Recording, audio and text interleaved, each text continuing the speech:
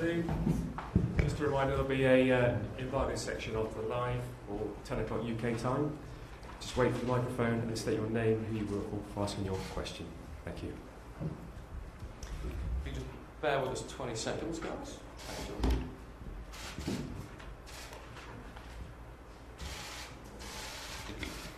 Jordan, it's Rob Dorset from Sky Sports News. Lovely to see you, mate, and congratulations on the start. What's it been like being part of 2 wins out of 2 and a record-breaking England win? Yeah, it's been a great start, and we always knew we needed to start well.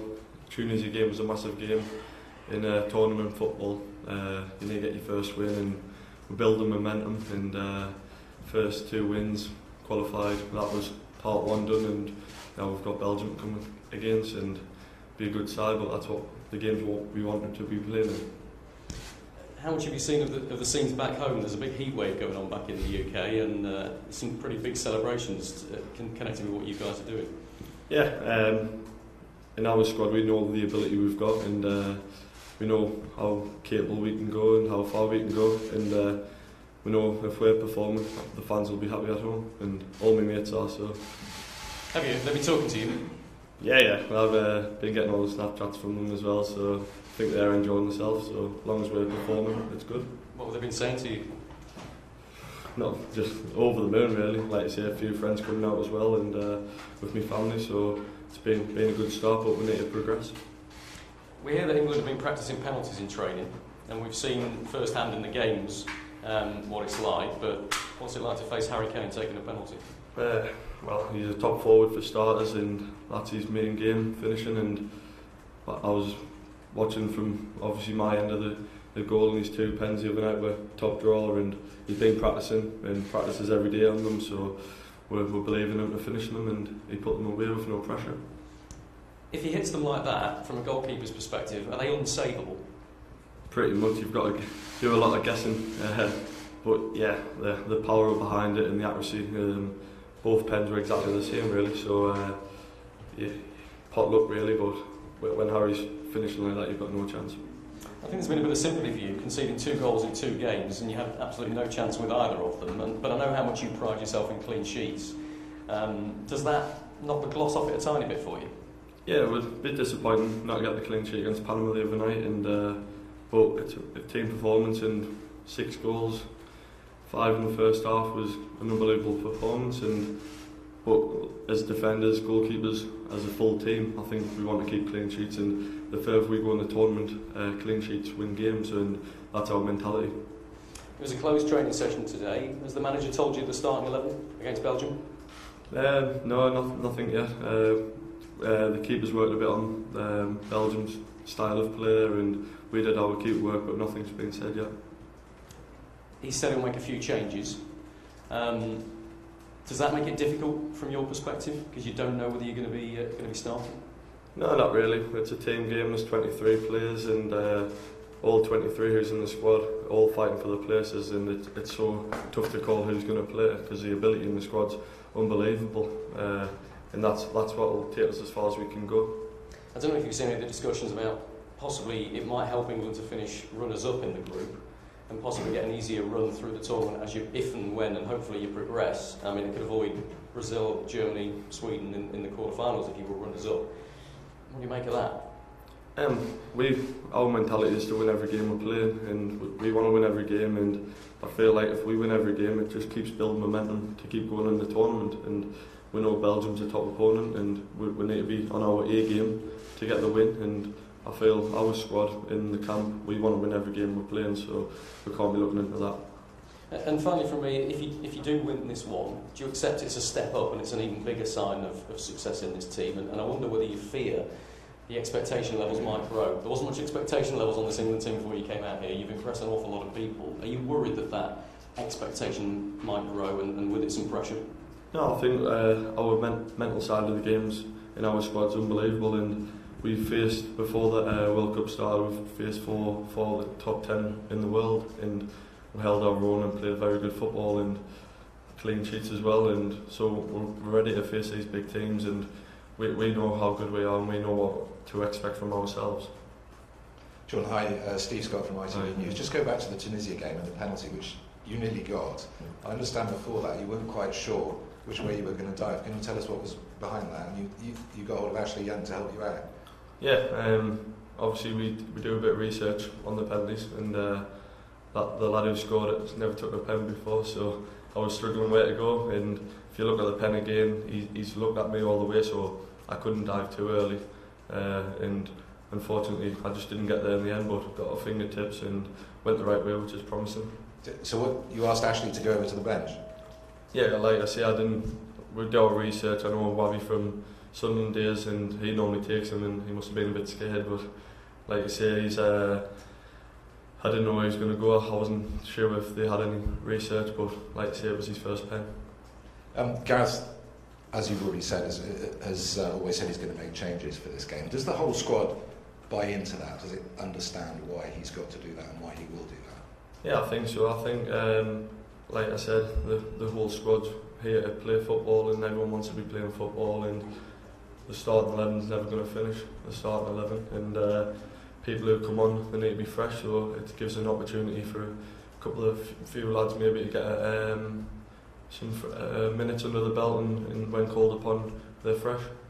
If you weren't starting, presumably you'd be frustrated. How do you help those who aren't starting? Do you talk about that? No, I think we all know where we are as a team. It's all about the team, and we just got to keep working. Whoever's starting, everyone's behind each other, and we're all supportive, and I think that's what we've got in good stead. The mentality behind our squad is and togetherness is very good. Going into the Belgium game, does it feel a bit odd to you knowing that potentially in tournament terms, if you lose, it helps?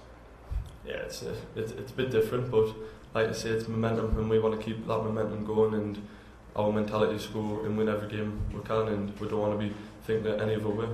Subconsciously, will that be difficult though when you're actually in the game?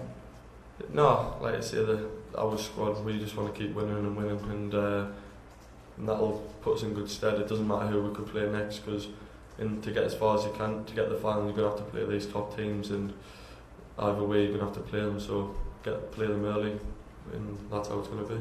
Presumably, as a group though, you've plotted out potential routes. You know exactly who's in which side of the draw. Yeah, we know what side of the draw is, but like I say, we're focused on Belgium, and I think as a group of lads, and for me and myself, knowing the lads, we want to win this game and keep the momentum going. Jordan, David Ornstein from the BBC. You had an animated conversation, I think, with John Stones after the goal scored by Panama. Can you enlighten us a bit more on that conversation, but also on what that says about your mentality? Yeah, we as defenders, goalkeepers, we don't want to concede, and we don't like conceding, and it was just the timing. I was just asking what happened in the state of the goal, and it was just that the line was a bit jagged, but that's what we do a lot of work on in training, set pieces. You're seeing we've scored 6 out of 8 goal set pieces, and in tournament football, set plays are crucial, so we'll make amends of that.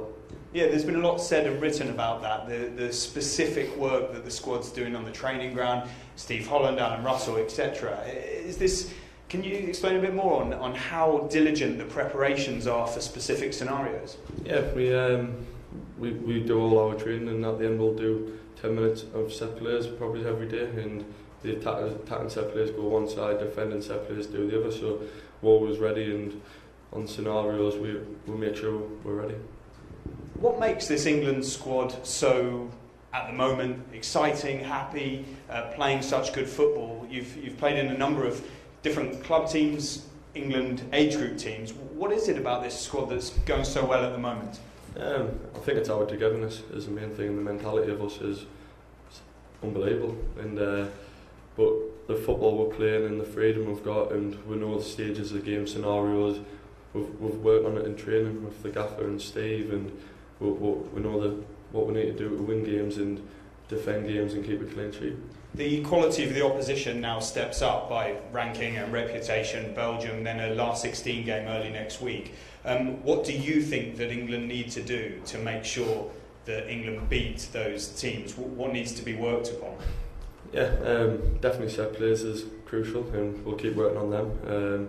But our style of football and the ability in the squad, I feel like we're right up there, and in training as a goalkeeper, when you're getting the likes of Harry Vard, Welbs and like Martyrs having shots against you, it's difficult. So it's going to be difficult for the opposition.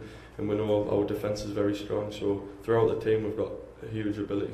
Just finally from me, it's a couple of weeks in now. So anything different going on in the camp? How are you entertaining yourselves, or is it just the same as? There must be a few little things going on in there that we don't know about. No, like I say, we've got our routines going. We train every day and we get recovery. We've got the support team with all the physios, masseurs and everyone, and everything's already there for us. And all that side's very good. Now with downtimes managed as well. We get to see our families day after a game, which is very good, and the gaffer's very supportive of that. And like I say, maybe a few games a fortnight. Hi, question from Belgian media.